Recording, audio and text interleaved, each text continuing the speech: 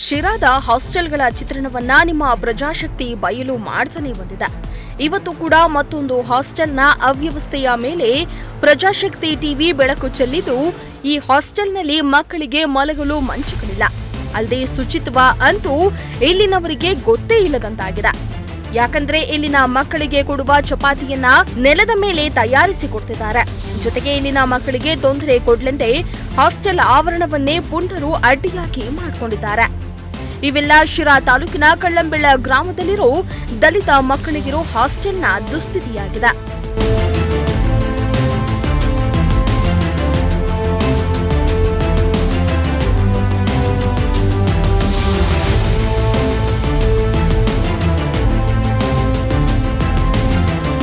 ಶಿರಾದ ಬಹುತೇಕ ಹಾಸ್ಟೆಲ್ಗಳ ಸ್ಥಿತಿ ಅಯೋಮಯ.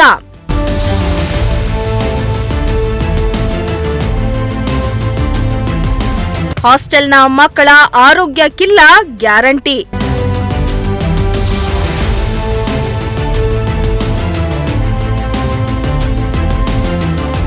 ನೆಲದ ಮೇಲೆಯೇ ಮಕ್ಕಳಿಗೆ ಆಹಾರ ತಯಾರು.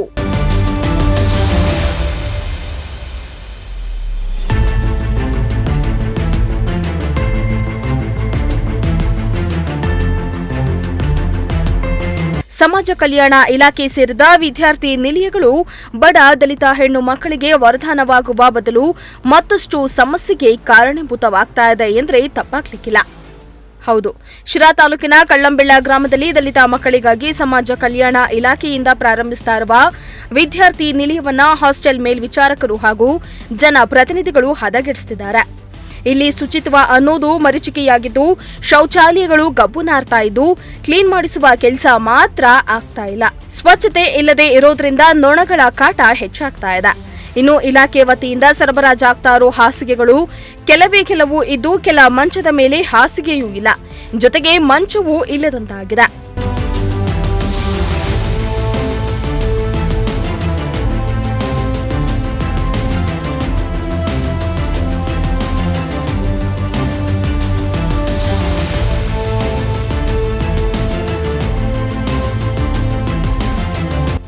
ಇನ್ನು ಇದಿಷ್ಟು ಮಾತ್ರವಲ್ಲದೆ ಇಲ್ಲಿನ ಮಕ್ಕಳ ಆರೋಗ್ಯಕ್ಕೆ ಸುರಕ್ಷತೆಯೇ ಇಲ್ಲದಂತಾಗಿದೆ. ಯಾಕಂದ್ರೆ ಮಕ್ಕಳಿಗೆ ಕೊಡುವ ಆಹಾರವನ್ನ ಸರಿಯಾಗಿ ತಯಾರಿಸ್ತಾ ಇಲ್ಲ. ಇದಕ್ಕೆ ಪೂರಕವಾಗುವಂತೆ ನಮಗೆ ಒಂದು ವಿಡಿಯೋ ಕೂಡ ವೈರಲ್ ಆಗಿದ್ದು, ನೆಲದ ಮೇಲೆಯೇ ಚಪಾತಿ ಹಿಟ್ಟನ್ನ ನಾದ್ತಾ ಇರೋದು, ಚಪಾತಿ ಲಟ್ಟಿಸ್ತಾ ಇದ್ದು ಸುತ್ತಲೂ ನೊಣಗಳು ಹರಿದಾಡ್ತಾ ಇವೆ.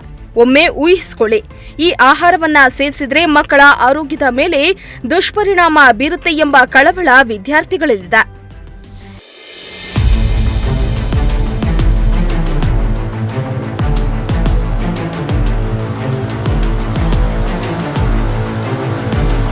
ಇದಿಷ್ಟು ಅಲ್ಲದೆ ಹೆಣ್ಣು ಮಕ್ಕಳಿರೋ ಹಾಸ್ಟೆಲ್ನ ಆವರಣದಲ್ಲಿ ಪುಂಡರು ಅಡ್ಡಿಯಾಗಿ ಮಾಡಿಕೊಂಡಿದ್ದಾರೆ. ಹಾಸ್ಟೆಲಿನ ಆವರಣದಲ್ಲಿ ಹುಡುಗರು ಮೊಬೈಲ್ ನೋಡ್ತಾ ಕಾಲಹರಣ ಮಾಡ್ತಾ ಇರೋದು ಕೂಡ ಪ್ರಜಾಶಕ್ತಿ ಕ್ಯಾಮೆರಾ ಕಣ್ಣಿಗೆ ಬಿದ್ದಿದೆ. ಇನ್ನು ಇಷ್ಟೆಲ್ಲ ಅವ್ಯವಸ್ಥೆ ಇದ್ರೂ ಕೂಡ ಹಾಸ್ಟೆಲ್ನ ವಾರ್ಡನ್ ಮಾತ್ರ ಕೇರ್ ಮಾಡ್ತಾ ಇಲ್ಲ.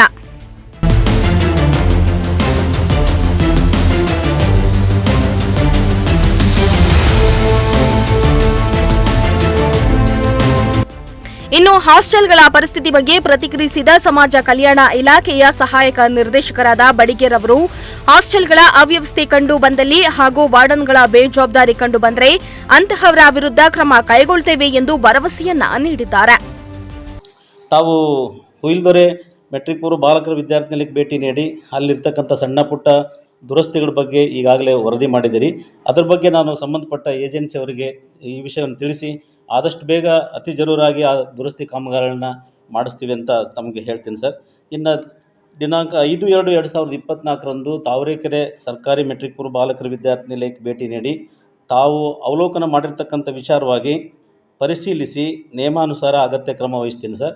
ಯಾಕಂದರೆ ನಾನು ದಿನಾಂಕ 5/2/2025 ತರಬೇತಿಯಲ್ಲಿದ್ದೆ ಬೆಂಗಳೂರಲ್ಲಿ. ಹಾಗಾಗಿ ಈ ವಿಷಯವನ್ನು ತಮ್ಮ ಗಮನಕ್ಕೆ ತರ್ತಾ ಇದ್ದೀನಿ. ಎಲ್ಲ ವಿದ್ಯಾರ್ಥಿಗಳಿಗೂ ನಮಗೆ ನೀರಿನ ಸಮಸ್ಯೆ ಇಲ್ಲ ಸರ್. ಹುಯಿಲ್ದೊರೆ ಹಾಸ್ಟೆಲ್ ಮಾತ್ರ ಇರ್ತಕ್ಕಂಥ ಬೋರ್ವೆಲ್ಲಲ್ಲಿ ನೀರಿನ ಪ್ರಮಾಣ ಕಡಿಮೆ ಆಗಿರೋದ್ರಿಂದ ಸಮಸ್ಯೆ ಆಗಿದೆ. ಸಮಸ್ಯೆ ಇದೆ. ಇವಾಗ ನಾವು ಅದನ್ನು JJM ಇಂದ ನೀರು ಕೊಡ್ತೀವಿ ಅಂತಂದೇಳಿ ಸಂಬಂಧಪಟ್ಟ ಇಲಾಖೆಯವರು ಕೂಡ ಹೇಳಿದ್ದಾರೆ ಸರ್. ನಲ್ಲಿನೂ ಕೂಡ ಹಾಕ್ಸಿದ್ದೀವಿ. ಈಗ ಈ ವಾರದಲ್ಲಿ ಕಲೆಕ್ಷನ್ ಕೊಡಿಸಿ ಅಲ್ಲಿನೂ ಕೂಡ ನೀರಿನ ಸಮಸ್ಯೆಯನ್ನು ನಾವು ಬಗೆಹರಿಸ್ಕೊಳ್ತೀವಿ ಸರ್. ಬೇರೆ ಏನೂ ಸಮಸ್ಯೆ ಇಲ್ಲ ಸರ್. ನಮ್ಮಲ್ಲಿ ಈ ಸಣ್ಣ ಪುಟ್ಟ ಏನಾದ್ರು ಸಮಸ್ಯೆಗಳಿದ್ದರೆ ನಾವು ಮೇಲಾಧಿಕಾರಿಗಳ ಗಮನಕ್ಕೆ ತಂದು ಅದನ್ನು ದುರಸ್ತಿ ಮಾಡಿಕೊಳ್ಳಿಕ್ಕೆ ಸಂಬಂಧಪಟ್ಟ ಏಜೆನ್ಸಿ ಕಡೆಯಿಂದ ನಾವು ಆಲ್ರೆಡಿ ಎಸ್ಟಿಮೇಟ್ ಮಾಡಿಸಿ ಕಳಿಸ್ಕೊಟ್ಟಿದ್ದೀವಿ ಸರ್. ಈ ಮಾಡಿಸ್ಕೊಡ್ತೀವಿ ಅಂತ ಹೇಳಿದ್ದಾರೆ. ಮೋಸ್ಟ್ಲಿ 100% ಆಗ್ಬೋದು ಸರ್ ಕೆಲಸ. ಅದು ಹೆಡ್ ಆಫೀಸಿಂದನೇ ಸಪ್ಲೈ ಮಾಡ್ಬೇಕು ಸರ್. ಅದು ನಾವು ಖರೀದಿ ಮಾಡ್ಲಿಕ್ಕೆ ನಮ್ಗೆ ಯಾವುದೇ ಅಧಿಕಾರ ಇಲ್ಲ. ಕಾಲಕ್ಕೆ ಆ ಮಾಹಿತಿಯನ್ನು ಕೇಳ್ತಾ ಇರ್ತಾರೆ. ನಾವು ಅದನ್ನು ಎಷ್ಟು ಬೆಡ್ಡಿಂಗ್ಸ್ ಬೇಕು, ಏನು ಬೇಕು ಅಂತ ಮಾಹಿತಿಯನ್ನು ಕೊಡ್ತಾನೆ ಇದ್ದೀವಿ. ಅದನ್ನು ಕೂಡ ಕೇಂದ್ರ ಕಚೇರಿಯಿಂದ ಸಪ್ಲೈ ಮಾಡ್ತೀವಿ. ಹೌದು ಸರ್. ಕೆಲವು ಕಡೆ ಎಲ್ಲ ಹರಿದೋಗಿದ್ದಾವೆ. ಅಂಥ ಏನು ಗಂಭೀರವಾದ ಸಮಸ್ಯೆ ಇಲ್ಲ ಅದು. ಆದರೆ ನಮ್ಮ ಹೆಡ್ ಆಫೀಸಿಂದ ಅದು ಕಾಲಕ್ಕೆ ಮಾಹಿತಿ ಕೇಳ್ತಾನೆ ಇರ್ತಾರೆ. ಎಷ್ಟು ಬೆಡ್ಡಿಂಗ್ಸ್ ಬೇಕು, ಎಷ್ಟು ಇದು ಬೇಕು ಅಂತೇಳಿ ನಾವು ಅದನ್ನು ಮಾಹಿತಿ ಕೊಡ್ತಾನೆ ಇರ್ತೇವೆ.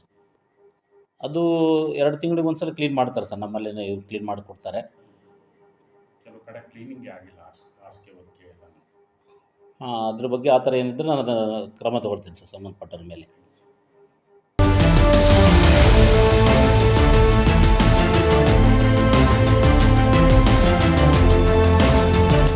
ಶ್ರೀಮಂತ ಪ್ರಜಾಶಕ್ತಿ ಟಿವಿ, ಶಿರಾ.